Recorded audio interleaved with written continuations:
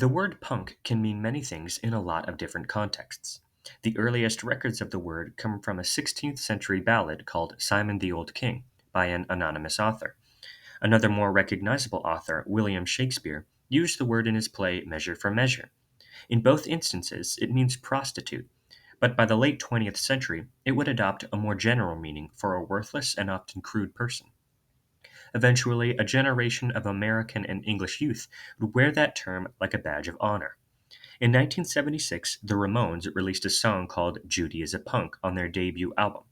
This song is often cited as being the propeller for the word's resurgence in popularity, giving a name to a fresh new sound.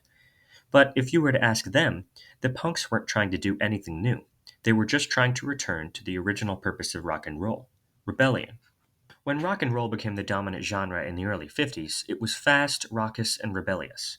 Some bands of the 60s still held those traits to be important to their style, but for the most part, rock and roll music had been softened by the commercial aspect of things, compared to the 50s rock gods who pioneered the genre. The hippies' vision of peace and love for everyone collapsed from such acts of violence from people like Charles Manson. The punks recognized the hippies' call for world peace and love was ultimately unattainable, so they carried on with an attitude that said, nothing matters, so it all might as well be fun. You see this in their music, their clothes, their hair, and in their lifestyle as a whole. While much of 60s music was often characterized by psychedelia and the desire to quote unquote take music to the next level with orchestras and computer effects, the punks played the same four chords over and over again in the same fast paced style, and in a weird way, I find that to be extremely profound. The punk mentality is one of conscientiously objecting to the narrow standard by which so much of art is judged, whether it's playing in tune or in time, or balancing the volume of each instrument, or representing yourself as any kind of proper musician. It's upholding an emotional connection to the detriment of displaying some sort of sophistication. One of my favorite examples of punk thought comes up in the lyrics of a song by a band that the punks greatly admired, The Who.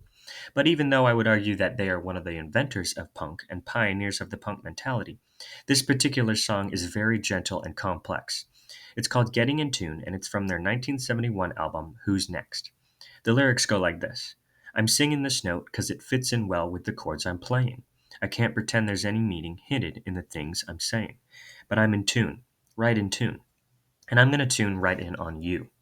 These lines perfectly sum up what I believe to be punk.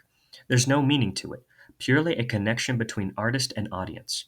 The Who were strong advocates of the rustic and rebellious sound. Singer Roger Daltrey once said in an interview, "Give me a bum note and a bead of sweat anytime," a point which reinforces the notion of prioritizing emotional content over musical efficiency. And even though quite a few of the great punks were trained in music, their sound always seems to prefer igniting that personal connection rather than displaying their prowess. Another punk great, Joe Strummer of The Clash, puts it perfectly when he says that the reason The Clash is one of the greatest rock and roll bands in the world is because they believe that music is not the point. To communicate is the point. In his words, it has nothing to do with A minor 7. He didn't even consider himself a musician. I'm here to defend punk. And surprisingly, these ideas are not new if you look hard enough. In fact, you might be able to find them in the least likely of places. For example, the classical era of Western music stretches from 1750 to 1820 and encompasses lots of different styles. But I would argue that the punk mentality of unapologetic emotional expression is in full effect in the music of Mozart, Haydn, and perhaps most evidently, Carl Philipp Emanuel Bach. Lots of people know C.P.E. Bach's father, Johann Sebastian, for pieces like his Chaconne for solo violin, the Mass in B minor, his Passions, and lots of others. But in the 18th century, his son was actually more famous. Nowadays, the name C.P.E. Bach is hardly recognized, even by music students, because his dad overshadows him so greatly. But when C.P.E. Bach is remembered, it's most commonly for one distinct thing. He was one of the creators of a style known as the Empfindsamer which means sentimental style. A style which, like the punks would have done, abandons gentle and calm techniques in favor of raw, energetic, and even sometimes bizarre sounding expression. A wonderful example of this is C.P.E. Bach's Concerto for Forte Piano and Harpsichord. Right off the bat, we run into something strange. The student composer learns that balance in the orchestra is of utmost importance and requires sometimes overwhelming attention. But C.P.E. Bach calls for two instruments which almost never play together due to their disparate sound qualities. The harpsichord was the precursor of the forte piano, so it's almost as if C.P.E. Bach is combining the new with the old. The piece begins with a gentle line in the violins, and immediately throws it at the audience's face, with a burst of all the instruments playing as loud as they can, then immediately returning to the initial statement. Once the rest of the instruments come back in, all security is tossed out of the window when they enter into a minor mode. The beginning atmosphere is transformed into an almost disgusting turn of events, and we're not even done with the first 30 seconds of the piece. I won't go into the rest, but I highly encourage you to listen to it.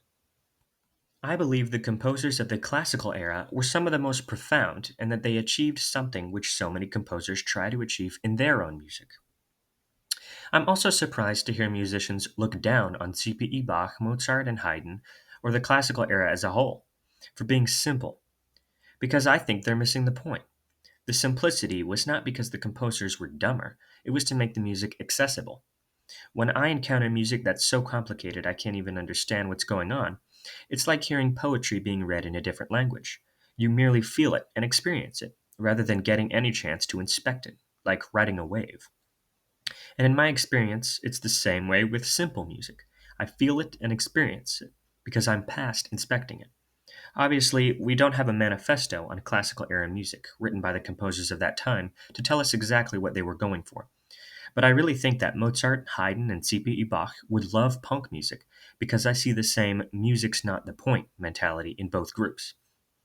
It's nearly the same listening experience, heart music that boycotts the brain.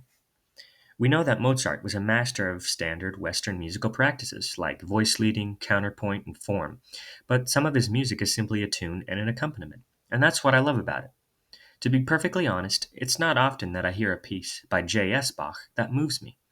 I find that the interest of his music doesn't usually go beyond the page. That while it is incredibly impressive what he did with music, I don't listen to music to be impressed. To me, that's a bit like looking at the painter's palette rather than the actual painting. You're missing the bigger picture.